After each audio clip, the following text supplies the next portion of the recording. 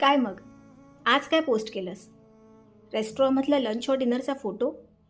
Family outing? की नवीन mobile? म्हणजे काही मोमेंट्स असतातच असे जे कॅप्चर करावेसे वाटतात. आणि ते अगदी ओके आहे. कारण आठवणी जपाव्याशा वाटणं खूप नॅचरल असतं. पुढे जाऊन आपल्या फोनमधून त्याच आठवणी पुन्हा जगता येतात. आणि यात काही चुकीचं नाही आहे पण कधी तुलासुद्धा हा प्रश्न पडतच असेल ना, की मी हे सगळं का शेअर करतोय?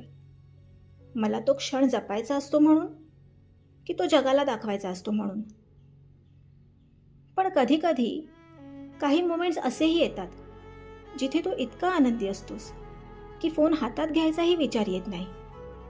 कारण त्या क्षणी तो मोमेंट सेव्ह करण्यापेक्षा जगून घ्यावासा वाटतो. खरा आनंद ना कधीच स्टेटसच्या व्ह्यूजमध्ये काउंट करता येत नाही. तो त्या निवांत शांततेत असतो, जो फक्त तुला आणि तुझ्या माणसांना एक्सपिरियन्स करता येतो.